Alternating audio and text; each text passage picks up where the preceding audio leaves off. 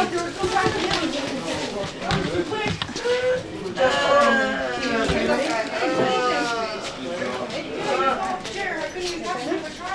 my name's Justine McIsaac. I'm the coordinator of Consumption Treatment Services, which is a safe consumption space for people to use illicit substances safely.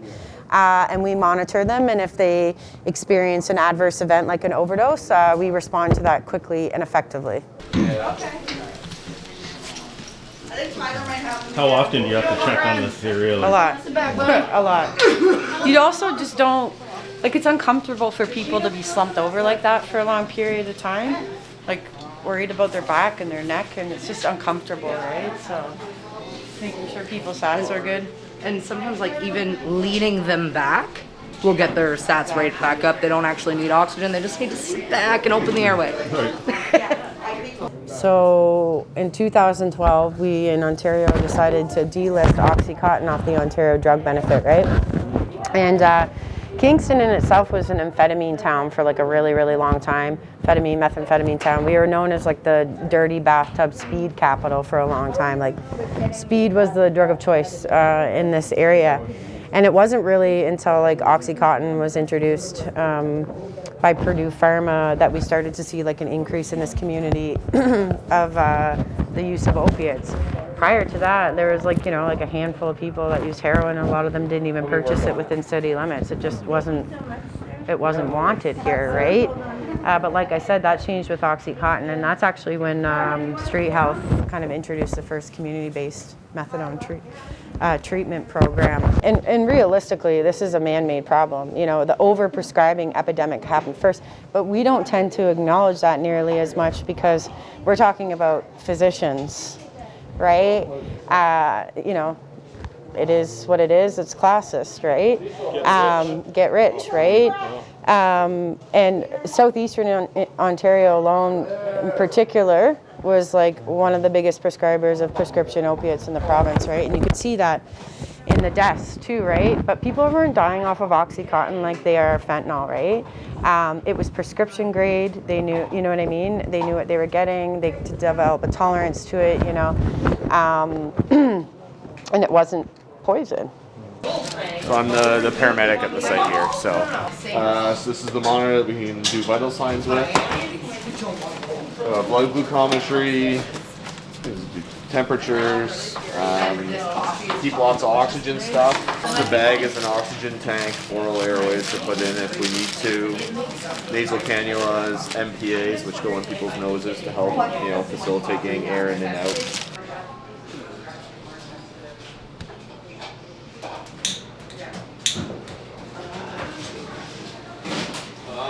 1, 2.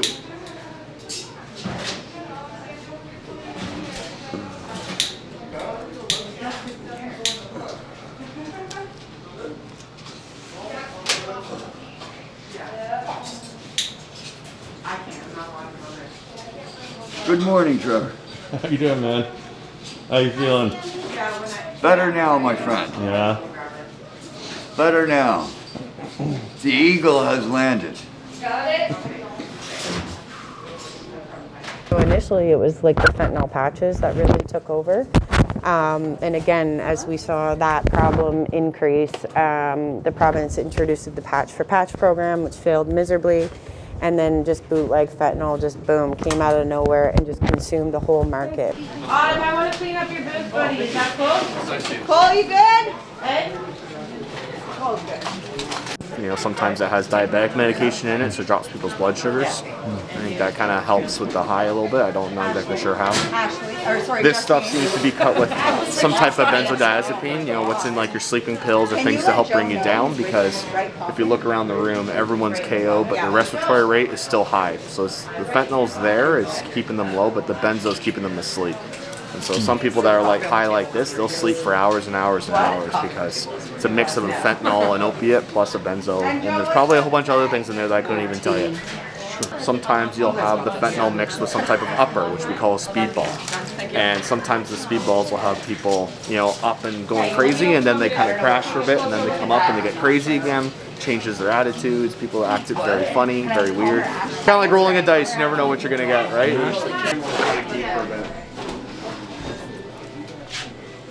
I think the more accessible sites we have like this, the safer it is for everybody. The general public. I mean, petty crime will drop because it's unnecessary. You know. What kind of dangers are there to using alone? Depends what you're using. Carfentanil, extremely dangerous.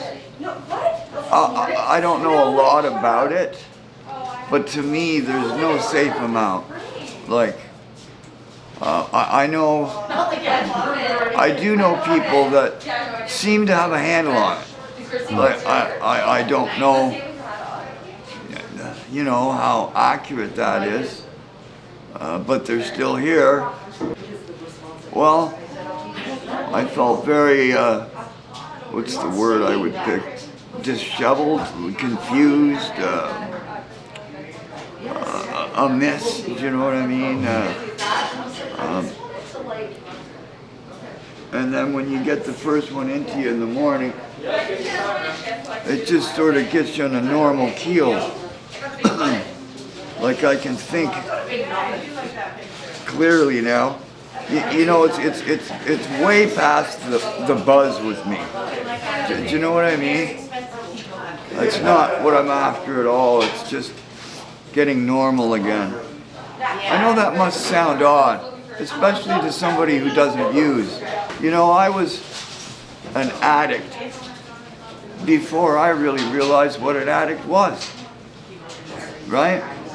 Like, I guess I had that gene in me, you know, and I come from a very good home, a non-abusive home, right? You know, my dad never abused my mom, and it was a very loving situation. You know, oddly enough, it started with stuff like, just like for instance, cream soda. I wasn't satisfied with one. Little things like that, you know? Or one cream soda is just fine.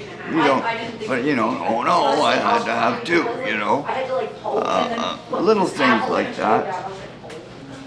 I never intentionally went out committing crimes of any kind to get high. That happened later in my addiction.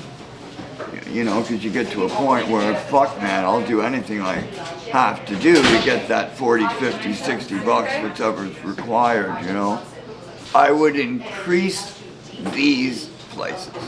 I'd make them bigger, easier to get to, and open later and earlier. What was that, bro? Yes, well said. 24 hours is the way to go. And why? Well, because our addiction doesn't have a time limit. Like, it doesn't run on a schedule kind of thing, you know?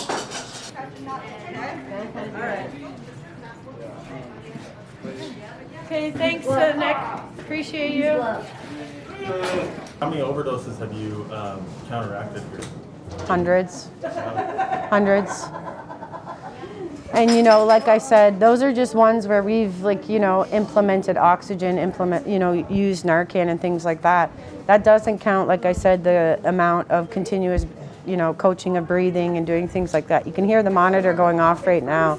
That means we need to tell somebody to breathe, right? Take a deep breath, you know? Take a deep breath. Come on.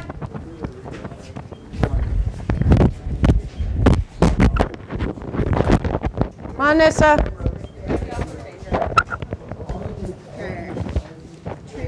I know we had almost 12,000 visits last year in CTS, right? Wow. You know, and that's a lot of like privileged time that we get to spend with people too, and you know, they share their shame and their guilt and their pain, and a lot of us carry that same stuff as well too, you know.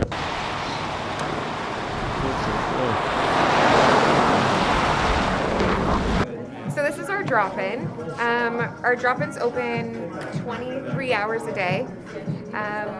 You know, when we when we opened the space and moved into the building, we really wanted to create an atmosphere that felt like home. People just come here, hang out. We are like rooted in harm reduction, so we have a needle exchange on site where we have like 23-hour-a-day harm reduction supplies and naloxone distribution. This is really just a place for people to come and like build community, get support from caring staff that will just truly like meet people where they're at. The drug poisoning crisis has really shifted the way we do things, and you'll see that we have like cots on the ground here, and sometimes we're almost operating as like a little field hospital. So people who have experienced drug poisoning and are being cared for in CTS, they'll actually move people upstairs where we're monitoring people with stat monitors to make sure that they're safe, that they're okay, that they're breathing good. And this is really just kind of our communal space where like a community has come together to love and care for each other wherever we're at in our journey. Oh, my mom hated that. Okay, I made her face reach for about like 4 or 5 hours. Yeah, like why wouldn't you care about these people? They're the most beautiful people I know, you know? And I think I've always said, like, I wish I could walk around work with a video camera on, because the amount of like random acts of kindness that we see every single day, the forgiveness, the understanding, the people we serve are just people. Like, they're just people who are victims of systemic violence, right? So the only difference between someone I serve here at the hub and myself is the family that I was born into. Yeah, the grand tour of the property. So this is like a happening place, the property, and it's one of the like most beautiful places because this is where a lot of people hang out. It's where you get to have like great conversations with the people we serve and with each other. And then one of the most unique aspects, I believe, of the integrated care hub is like our fire pit. And you know, there's not many other social service organizations that be like, let's put a fire pit on our property. It's cold out. We close to clean for a couple hours during the day. We wanted people to be able to have a place where they could come and warm up. And then we also recognize that like we serve people inside the building, but then we also have a huge, beautiful, large community of people who are unhoused that might need somewhere to warm up.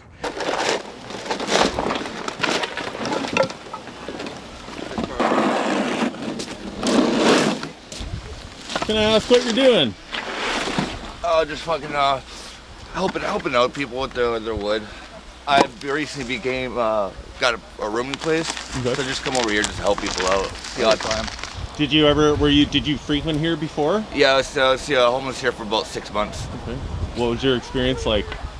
Hell, people stealing from people, just fights, all the arguments and negativity, just not the thing to be around all the time. No. Because especially me, I have post-traumatic stress disorder. I'm bipolar, ADHD, OCD, ODD.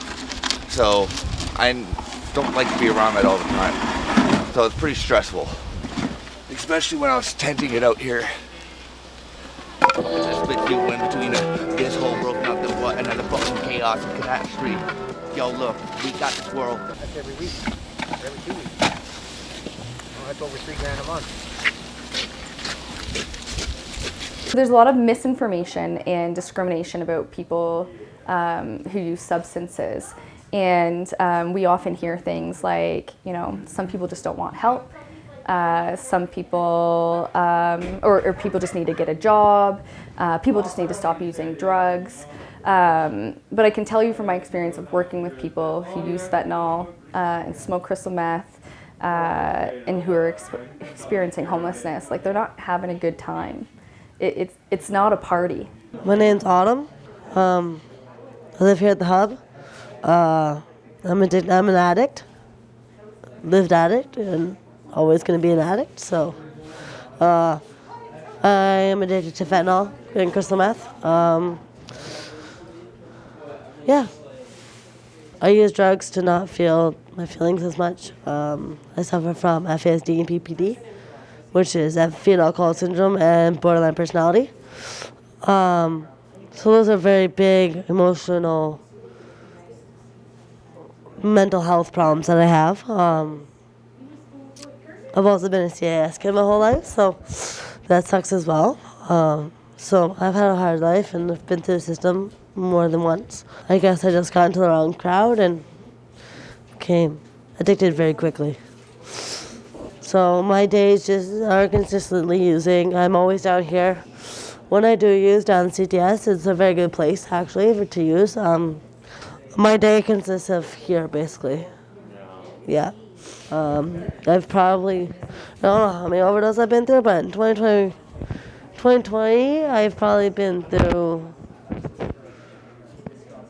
every other day, every 3 days, yeah. For a long stretch of like 6 months. So yeah, but I'm trying to get off everything. I'm actually going to rehab soon, and Street Health and this hub and the CTS, all the staff here have actually been very supportive in getting me to the rehab center. So yeah. So what was that line in the sand that made you said, I need help, I'm done with this? Like, Well, when I started sex work is when I crossed that line. Like, I just did not want to do it anymore. There's been a few cases where things have gone wrong and I was getting ripped off and things just like that. So that was the kind of the setting down point, and like where I noticed my addiction was getting the best of me and I just really needed to stop. So yeah, that was the end of that one. Hey, Andrew is a Raytown dude, and he knows it. Who? Andrew and Tyler. We even say, like, when we hire new staff, like, you're going to come in, it might feel like a bit of a culture shock. You're going to see erratic and weird behaviors. And that looks really different once you get to know people, right? So it's just like, oh, okay, like, Johnny's having a bad day. But we know Johnny, right? So we don't have that same sort of response, but then we're able to really get to know people and understand what their triggers are, when they're having a bad day, how do we support them. And that's a relational care model. Like, every single thing that we do is based on relationships. All right.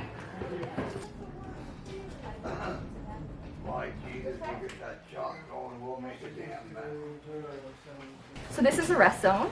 We have 23 rest pods available 24 hours a day with a capacity of 25 people. So a few things that are unique about the rest zone is that animals can stay with their people and people can stay with their people. So people who are in relationships are able to stay together, which historically sometimes has been a bit of a barrier.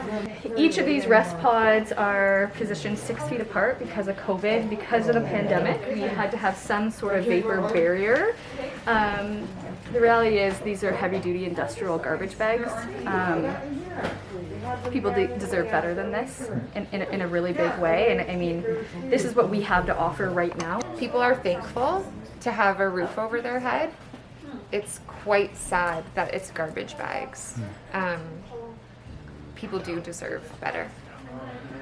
Let me go get you a hook. Yeah, do you have the ones that stick on the wall? There you go, sticky from hooks. that corner to that corner. It'll give you a little bit more privacy I can't for your think humble of it. abode.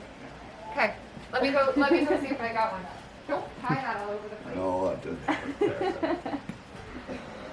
how you doing today, Richard? Well, not bad. Yeah, okay, good. I appear to be fucking things up over here. Making your life a little bit more difficult, especially at night, you know. Oh, you gotta have your privacy, right? Ole! So this is your spot? Yes, Nice. this is my abode. Like, I forgot what I was doing now. We're gonna get you a hook, and then we're gonna hook up the sheet for you. This is all too... So is this spot reserved for Richard each night, or does he have to like come and at a certain time and claim it? How does that work? How does that work, Richard? Well, I've just been coming here, so I kind of like this spot. I wish I had a window one, though. We can get you a window one. Can you? Yeah, why not? Oh, I would like that. I bought all kinds of gear yesterday. I got your brush for your cleanup, right? I got your disinfectant wipes. That one. Oh, probably one of the most important things is the disinfecting, you know. Gotta have that. So do you get a good sleep here at night, or what's the... I do. When I sleep very well here. Nice. You know, I actually find it quite comfortable. Sure as hell beats sleeping in the cold. Damn right. It sure beats the park, my friend. Here, I'm gonna put this around it so it clips perfectly onto here. And I got your duct tape here. You tape all of them? Handyman's corner. Right? With the duct tape, yeah. Oh, there. Gold. Look at that. Oh my gosh. Here's your pen back. Okay. What a setup. And I got your toilet paper just in case, you know. What else do you need, Richard? Well, you know, you try to get all angles covered. Is that your garbage? Yes. Can I throw that in there? Yes, you may. Perfect. Thank you very much. I think it's important to have garbage. It is important to have garbage. I gotta start with Look, this. would you care for a candy? Oh! What? A candy? Yes, I've got please. chocolate. I've got a Kit Kat or an Arrow. Way to my heart, Richard. Chocolate. Right? I'd love one. Hold on, let me just tie this up Okay. for you. You know, you gotta have the snack. You gotta have the snacks. It's important. It is. And when people are able to just like sit back and hear that like this is someone's like mom, this is someone's child, like people have stories, people have lives outside of these walls and like they're whole people. You're right. Like I think sometimes that's what it takes for community to like shift and to build compassion as a community is like just sitting with people and hearing their stories. Yep. Sorry, what you've been what? Sorry. Addict for 30 years. Oh, really? Yeah. It's taken my whole life over. What people need to understand is we don't choose this anymore. This isn't a choice. It's no longer a choice. It's like, who would like this? You know what I mean? Who would like this? Exactly. It's just the way it is. I'd do anything to get out of it. This is the first year I've ever been homeless because my mom died last year, but it's like I'm 50 years old and this is all I've ever known. 24 years old, my mother lived with me, and her boyfriend got her into doing morphine. And her dealer showed up one day. He was 50, I was 23, and had 2 kids, a husband. And my mom said, don't give her, whatever you do, don't give her anything. He gave me half of the 100 milligram morphine. I swallowed it. And a month later, I was hitting 16 to 24 a day. Left my husband, left my kids. And at that time, it was because I liked the way it made me feel. Like it's like opiates are like an antidepressant for me. They really are. They make me happy. You know, like they really make me happy. But it gets to a point where if you no longer have them, you can't function. Like you can't function. You get ill. You get so sick and now it's just been a way of life for me for so long that although I want a different way of life so badly, so badly, but I don't know how to reach it. I don't know how to get there because this is all I've known for such a long time. You know, like I so badly I haven't wanted this for so long, for so long. Like I hate it. Like I don't know how to live like other people live. And I really wish I could. I see how these other people live and I want it so badly, but I just don't think I could ever reach that place, you know? No. I've never had any help though. I don't mean that. It's just, it's been offered somewhat in little bits and pieces like, maybe you should rehab sometime or something like that. But I think that some real stability, some sort of help would do a lot for me, a whole lot, because jail does nothing. But since I've been 24, I spent half my life in jail. But it's no life. Like I have no life.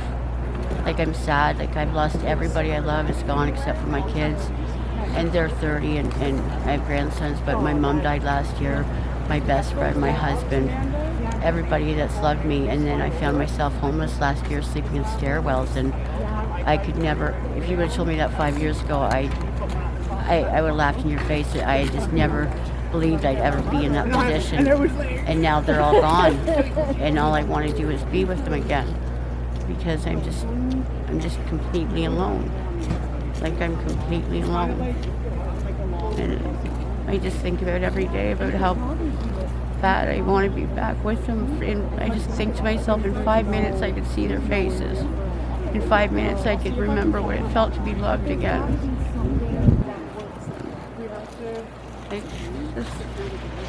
There's nothing for me anymore.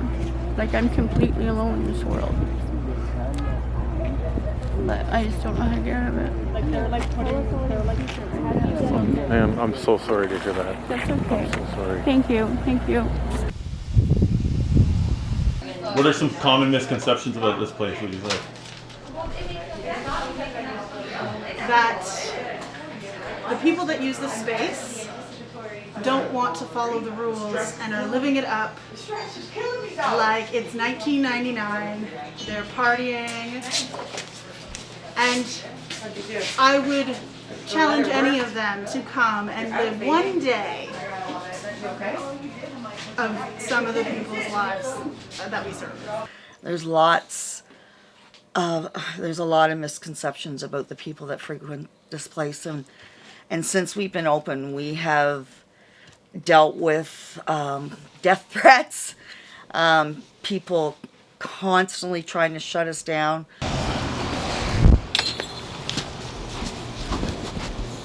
Hello. How's it going? No bad. How are you? That's good. Want to speak with the owner? Sure. Okay. Yeah. Is that him right there? Yeah. Oh, okay. Hello, sir. Yes. How you doing, my man? I'm just wondering, because you guys are so close to the shelter, what your situation has been like, what your experiences have been like, the positive, negative, whatever, living, like working next to the hub there. Well, it's certainly not positive. You've got What kind of issues have you had to deal with? Well, you've got a lot of people that have never had to listen to anything in their whole life. Right. And they're trying to make them listen to them now when they're not going to listen. They're just, the homeless are, it's a sad situation, but right. Quite often it's choices. You know, there's all different reasons, right? Sure. Breaking windows, you know, stealing things, you name it, you could pretty well cover it. It's a problem that I think is being accepted rather than anything being done about it. The government just kind of ignores it and hopes it'll go away, but it's not going to go away. It'll probably get worse because of the inequities in finance that are occurring. We've got a generation that have been heavily influenced by drugs, and they've lost the work ethic. Has it affected your business? Business? No. Not really, no. Okay. No, a lot of people, some people I'm sure have stayed away. Sure. But for the most part, people are supporting us. What I would do is I would take the Kingston Psychiatric Hospital, the original red brick building at the end of Portsmouth that's sitting there empty. And inside it, I have a feeding facility, I have bunk facility, I have rehabilitation facilities. Everything is available in that building. And it's big enough to handle everything that's around. Thank you. Okay. Yeah, I think that's... All right, well, good luck with it. Perfect. Thanks, man. I appreciate it. They think they don't want to work. They think it's just a big party here. We have programs here, and we never have enough work for them. They want to work. Hi there. Hi, puppy. Lily. How you doing? Back in the house. Lily, in the house. Oh, very well behaved. He is. All right. It's okay, Pupper. Okay. Sorry to bother you. No worries. Someone told me I should knock on your door. I'm doing a document about the homeless situation here in Kingston, right? Yep. And I'm just going around asking people in the neighborhood what their experience has been with the shelter. Would you mind answering a few questions? Okay. Do you want to come in? Sure, if you don't mind. Yeah, Right hey. here. Yeah, so I had signs all summer. We had 3 guys on the front porch. I came out, I said, can I help you? Oh, don't worry, man, we're just doing a drug deal. And I called the police wouldn't do anything. We've been to the chief of police, she doesn't care. We can't have a police presence in this neighborhood because they want the drug addicts to feel safe to come and do crack down there. And they're doing it right up front in front of kids. Like, this is still a residential neighborhood. And when they add the drugs in, that's when the trouble starts. Like, there's a murder last week, and we're not safe, you know? Like, it's just been, like, taking a shit in my driveway, or taking off their Depends and leaving it in my driveway. Or they take They take stuff. They stole my spray paint. They stole his bike. They painted it pink. We can't get it back. The hands are tied from the police. Like, this all started with one tent at Bell Park. Do you think they put it here in the Montreal Street area? Because Montreal Street area has always been known, it's not a high-end part of town. So, you know, I spent under $200,000 on this house, which is a heritage house. I wouldn't list it now for under $7. Yeah. So I have a lot in the backyard. I could put another house back there. But Montreal Street's always been known as a bit sketch. But for the first 8 years we were here, never locked a door. Now I have cameras everywhere. And the police won't do anything for us. Yeah. Nothing. Why? Their hands are tied. Like, what when they say that, what does that mean? We're not sure. We've been to the chief of police and sat down with her and asked for police protection, but they're protecting the crackheads. And I'm sorry, that's a terrible thing to say, but I had sympathy at one time, but when they take a shit in your driveway, I'm sorry, I don't. They get their welfare every month, they're $550. Who's it supporting? They're not shopping local. Steal local, maybe. It's going right back into the drug dealers' pockets. And that's, like at night here, it's a racetrack. Come and sit here and film at night. They're driving by at 90 miles an hour, or the four-wheeler's going. And the four-wheeler goes and drops off drugs to all the campsites. It's just too bad, right? Like, it's a misunderstanding.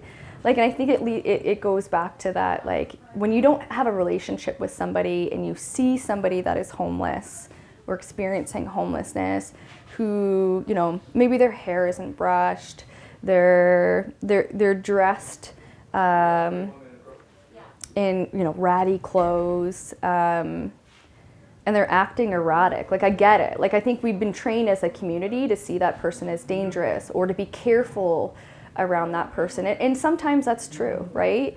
But it's no more true than any other random person that you're sitting on a bus beside. There's homeless people that want to go into homes, that want to go into places. There's drug addicts that you can't put in a house. They need to have group homes. There needs to be a house with maybe 4 or 5 bedrooms and 1 or 2 counselors that completely, that's a job, or they revolve. This is a pretend group home. And it's only wreaking havoc on the neighbors. Like, if this was in the township or south of Princess, it wouldn't even happen. Yeah. They've left it here because they think we're the low end of the city. And that's the problem. It's the drugs. It's not the homelessness, it's the drugs. And the fact they can sit there and do crack and heroin. And if you can't do your own heroin, there's somebody inside that'll come up and shoot out for you. They'll do it for you. So safe injection sites, my ass. The only reason they were getting all the handouts and people wanted it to stay here because they didn't want it in their own neighborhoods. And that's the same with all the counselors. The counselors are all saying, it's got to stay here, it's got to stay here. They don't want it in their own neighborhoods. Well, I think I got enough. Okay. Yeah, I really appreciate that. Linda? Linda. Simon. Simon. Yeah, pleasure to meet you. Simon. That's Simon. No way. Yeah. That's Simon Bengal. Hello, Simon. Yes, he's my big therapy boy, aren't you? Right on. Yes, he's always within touching range of Mom. Yeah. Yes, you're my therapy cat, aren't you? And research shows that community stigma plays a huge role in people's mental health recovery. So if you think about, you know, one of the core feelings around addiction is shame. And I think shame in the dictionary is stated as a feeling of humiliation. So the people we serve, and I think in our needs assessment it was highlighted that many of the people that we serve often feel shame, and they say that they can see and feel how people feel about them in the community.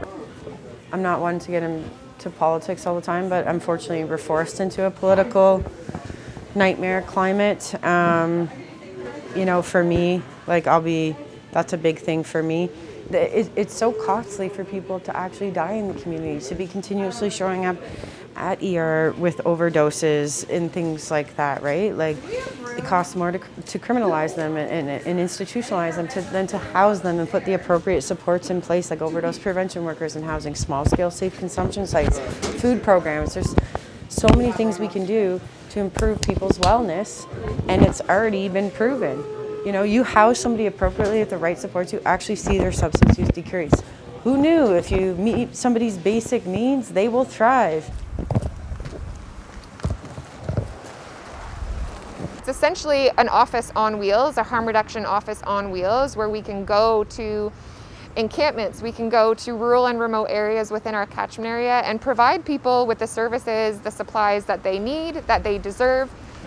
This place exists because of outreach initiatives like this that we had been doing, that Street Health had been doing, which I think is just so cool. And it's really at like the heart of what we do, is meeting people where they're at, always being like innovative and creative and like coming up with solutions. New ideas. Yeah, new ideas. And what better way to do that than like listening to people with lived experience. So my name is Derek Van Olstad. I'm the regional harm reduction worker for HIV/AIDS Regional Services. I'm just going to take you down to Bell Park where this whole thing started and where it became the hub. So we'll just go for a drive and I'll show you the before and after. Are these pre-arranged visits, or do you just shoot out there and cruise around and look for? Sometimes they're just on the fly. We just show up. We'll walk around. I'll show you where the tents used to be. So there's some tents up here on the hill. Some tents along here by the fence.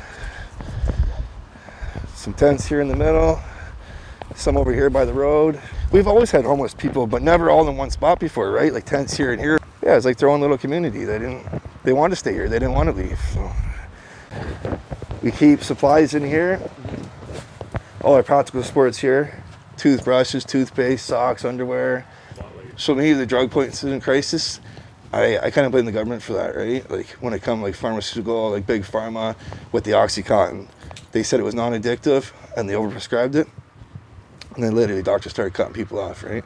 So if you're on a prescription for 20 years, you can't literally just cut someone off cold turkey. They're going to go in withdrawal. And then when they do that, then they're in withdrawal. They're dope sick. So they go to the streets and they buy fentanyl, which is fine. Don't prescribe opiates, but someone that's been on it for 20 years, you don't just cut them right off. At least wean them down. And the thing with fentanyl is it's very strong, very strong. And then you got carfentanil, which is elephant tranquilizer. If it tranquilizes an elephant, like, it's not meant for human consumption. Imagine do to a human. But that's how people are. They want the best, right? As soon as someone overdoses, they want that. Where the point of someone like that doesn't use would be more scared, right? So it's always different colors. It's hard to keep up on, and they're always cutting it with different things. So I spent 20 years in the drug business from the age of 17 to 37. In 2015, I had a really traumatic family experience. My brother killed his girlfriend and committed suicide.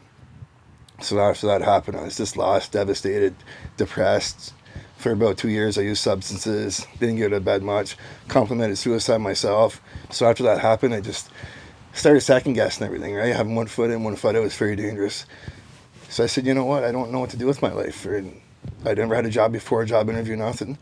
So I said, well, I'll go to school and work with drug addicts. That's all I know.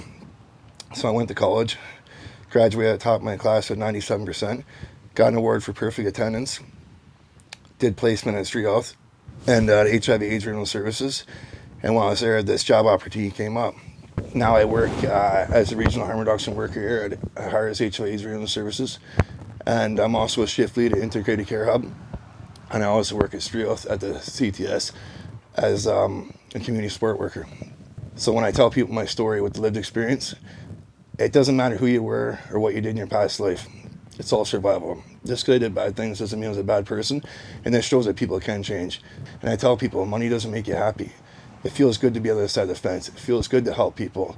And having lived experience, it goes a long way because it shows that we build trust and in the community with people.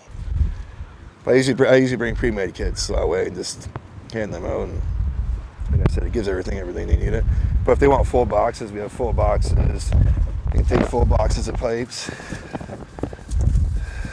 Full boxes of pipes. These are needle tips.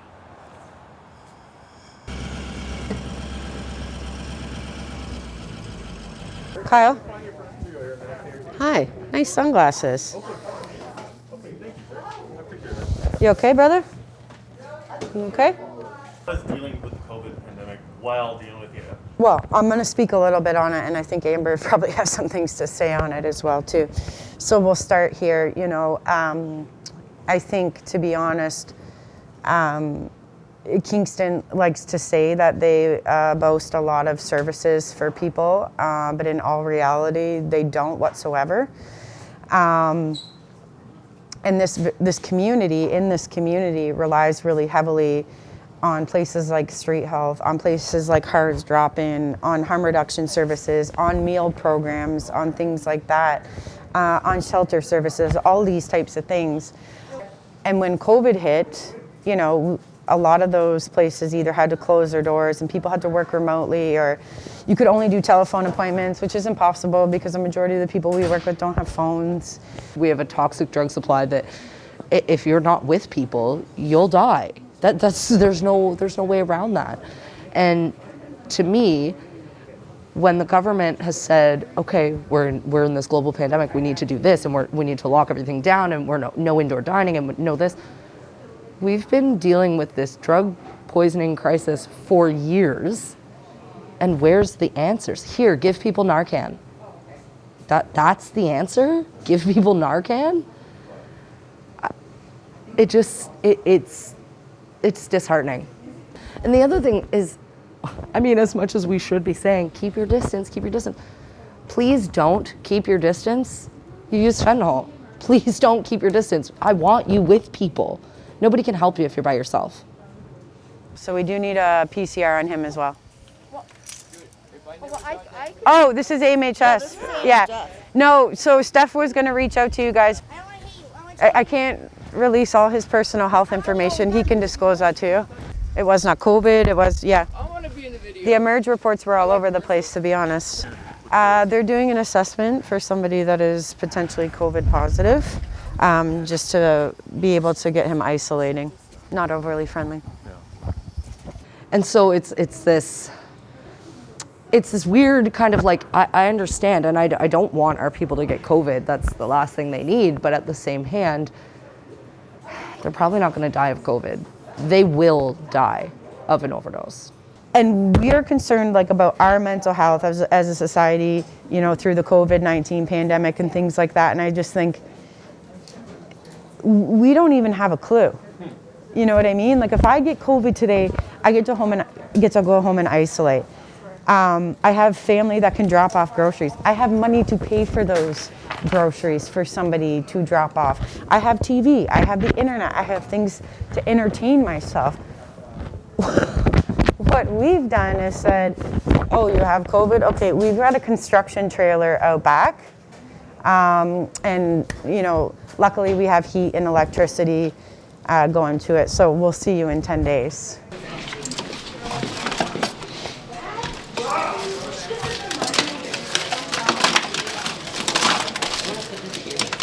Is it your code, dude? Yeah.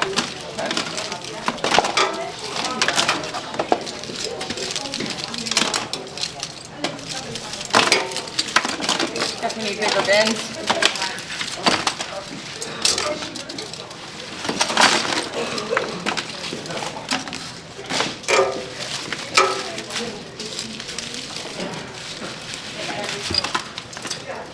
Well, to me, addiction, I've been addicted since, I'm painful since the day I was born. Wow. Yeah, I was born with no immune system, no white blood cells. And then they took the two top vertebrae out of the back of my neck and put a hole, cut me open, put two little paddles on my heart so I get blood transfusions. So I've been addicted to this since I was born, and it's hard to quit. My doctor won't prescribe them to me because he knows I'm addicted to them, so I have to get them off the street. And my friends help me out. Yeah, it keeps rolling. I've been on the streets now for 2.5 years. Warm soapy water is the best thing you can use. Let the air at it a little bit as well, you know what I'm saying? What happened to your leg, man? It hurt last winter. Okay. Skidoo. What do you have to say to people that say like, oh, I don't want my tax dollars going to giving people needles and letting them get high for free and this and that and that kind of. I don't know, I see it as they're human beings, right? And they have a right to live just like everyone else does. So people who say stuff like that are looking at an adult who thinks that they're making a conscious decision to inject drugs, but they're not seeing the small child who was abused or neglected or has suffered all that childhood trauma that, they're suffering immense amounts of pain and they're just trying to, numb that pain or whatever, deal with it in the way that they are. So, I'm sure if if these were 5-year-olds that were, you know, overdosing, everyone would want us to save their life. So I just want you to get sort of an idea of who he was. So this is all the treasures that my kids have brought me, but mostly Devin. So he was a wanderer, so he would go for walks and he would always bring something back for me or for Sam or whatever. So one day he brought this is like just a few years ago, before he died. Right. Just so I have all these little things that mean something. When Devin died, a friend of his gave Sam that little CN model because Devin was a train hopper. Okay. Yeah. My son's name was Devin Ducars. Devin was amazing, even as a little boy. He was quiet. He was anxious. He didn't have a lot of confidence. He never really fit in. He was just this human that I like to say that he never developed a tough skin. Sort of like his skin was inside out. He felt everything. Even as a little boy, he cared so much about people. He was very, very intuitive and empathic and compassionate and just so full of love. And he found it difficult. He found being in this society really difficult, even as a young kid. When he was 7, I noticed that he was very anxious, but something wasn't right. So I took him got a referral to Hotel Dieu. And this was his and my first experience with the mental health care system. And it happened to be Dr. Roberts, whom I'm sure you have heard about. She was in the news. She was finally charged with sexual abuse. I think it was sexual abuse, something like that. At any rate, the stories came out and whatnot. But back then, I didn't know anything about it. So, she sort of assessed him, and basically dismissed the whole thing. Told me that I just needed to get a full-time job, which to me meant, you're making a mountain out of a molehill. And then as he grew older, once he hit high school, you have more freedom and whatnot. And he did come to me and said, "Mom, I think I need help." So I hit the ground running and tried to get him a referral again to a therapist or a psychiatrist.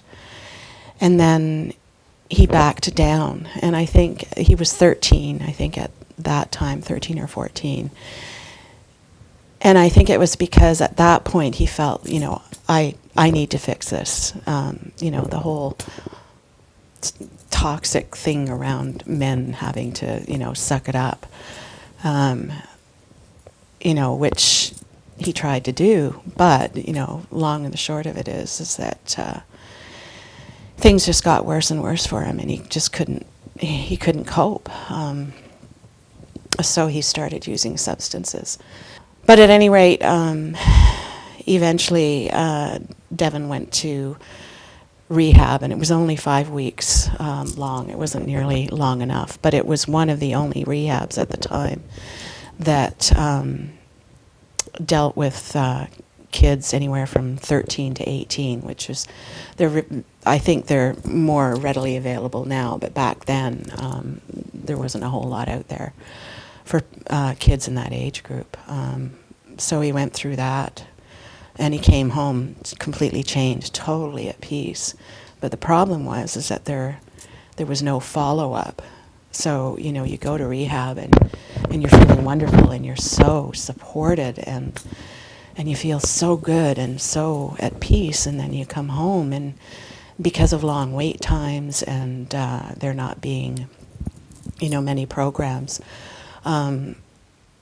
he kind of, slipped through the cracks because he had to wait a long time. And with substance use disorder and mental health issues, time is of the essence. I mean, it's time sensitive. So you can't tell somebody that, it's going to be 6 weeks, 6 months, a year before, you can get into this program or find support. So that was a huge deal. And eventually, of course, he relapsed, and at one point he decided that he needed to go into the hospital, that he was going to harm himself. So he got into the hospital, and once again, it was Dr. Roberts.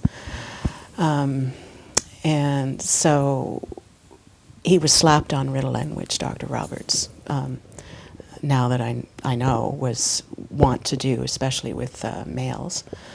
So they slapped him on Ritalin, even though he was using other substances.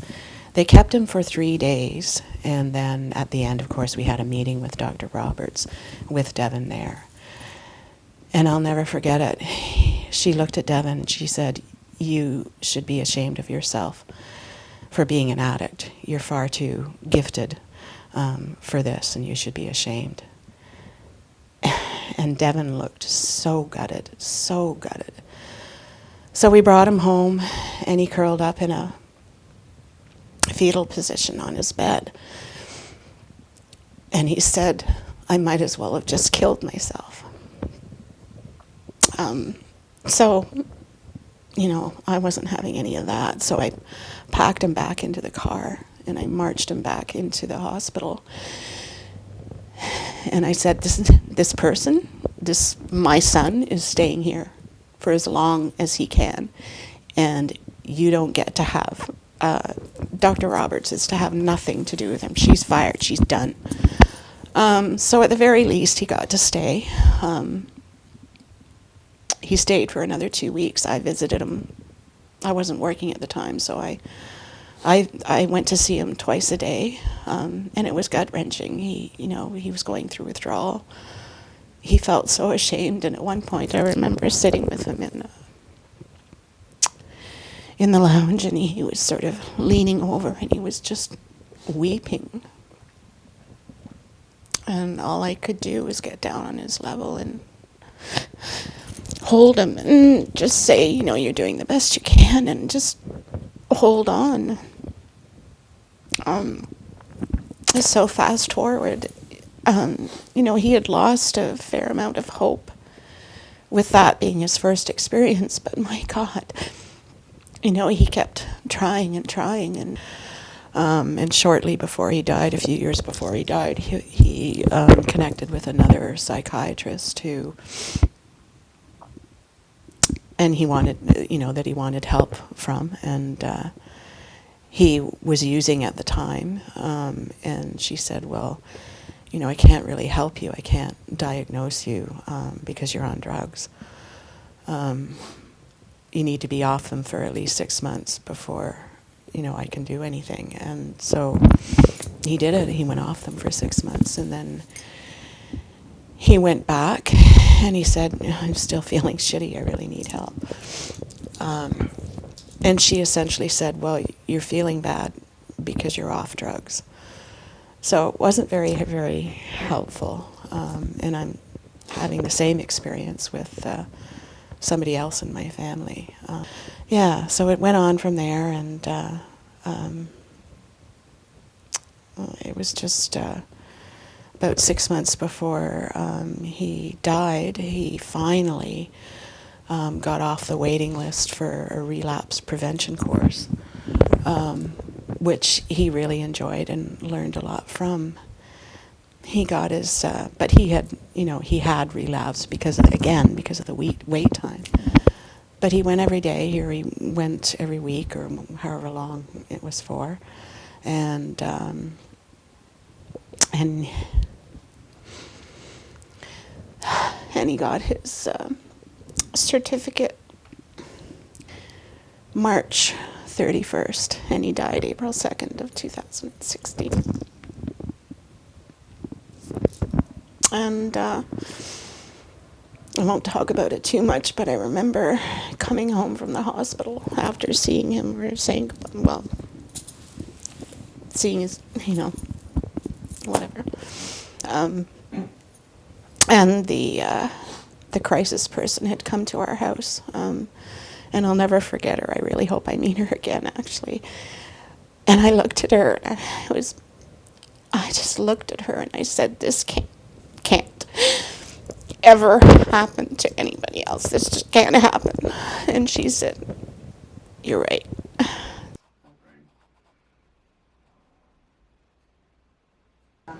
I think it's a no-brainer. I think we have an article out there that literally says we're the only community that the overdose death rate dropped. To me, that doesn't even require any thinking. Like, they've given you the information. I mean, what more is there to think about in regards to, like, you know, funding this this program? It just makes logical sense. If we're the only place that the death rate dropped, it's largely because of this. It's largely because of this place and because of what we do. It's just like individualized and moral failure. It's their fault. Well, where's the collective accountability for our community and our system, right? None of this makes any sense. And I think one of the things that gives me hope is, like I was saying, is history. That one day we're going to look back at how we treat people right now and we're going to be horrified. And I'm hoping that it's sooner than later, because there's many people that are going to be lost along the way. They're not what everybody thinks. Like, they're you know, they're still people. Just because they're down and out doesn't mean that they're gonna, you know, they steal and, you know, like, that they're horrible people. Like, we are all still one another. We are all still like each other. We all still live, okay? We all still bleed the same. We all still talk the same. We all still have a voice. for me, it's a way to not have to deal with feelings, like not have to deal with loss, or, you know, it helps to numb. I live day to day, so I have, I've had endocarditis, which is this here. So I've already been on my deathbed, so it is a big thing. I've been on my deathbed already once, maybe twice now. I've had endocarditis 3 times, and I've even had them in my hand here too. I can't open my hand further than there. So for me to see people dying from drugs and dying from, it's a hard thing for me to see, like, because I have that in my head constantly, that I could drop at any time. This is fentanyl right here. Right here. Right here is fentanyl. Oh, okay. Yeah. Yes. What's in the bag? That's crystal meth. Oh, okay. Yeah. Thank God that there's this place, because I have died probably 19 times since I've been here, and they have brought me back to life. They have literally brought me back to life. And if they weren't here, I would not be here. I would be gone. I would be completely gone. Wow. Yes, I wouldn't even be here. And it's these people here who saved me, you know? They saved me. They may make me who I am.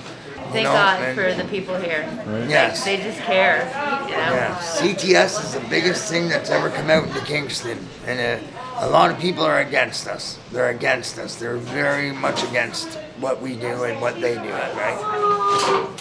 Here we sit anyways, every day, you know? But I sit here alive every day, and I'm very proud of it. I'm very proud of this. And thankful. Yes, I'm thankful. We can say hi to each other every day, you know? Yeah.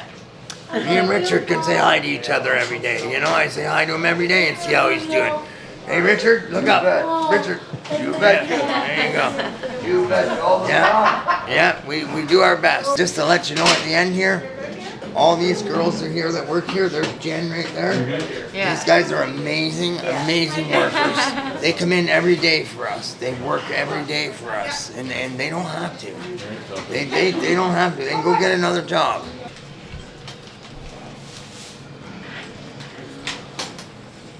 But a very caring guy. Such a caring Very guy. caring guy. Very lovable guy. Yeah. If he can help you, he would. Yes. Absolutely.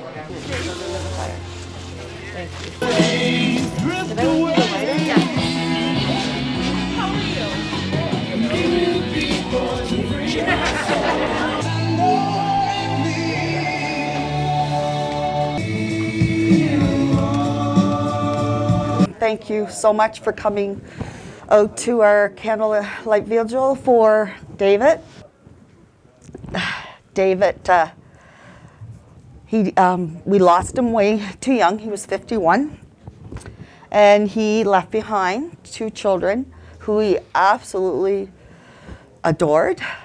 We've had to do this way too many times. Having said that, we on this site have reversed over 450 overdoses. And that's why this place is so important.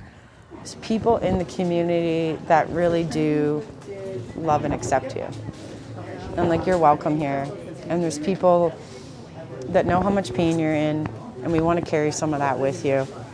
And you don't have to do it alone, and that there is people fighting for you, even when it feels like the whole world is against you.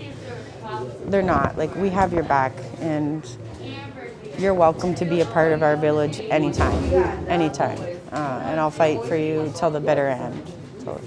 That cold black cloud is coming down.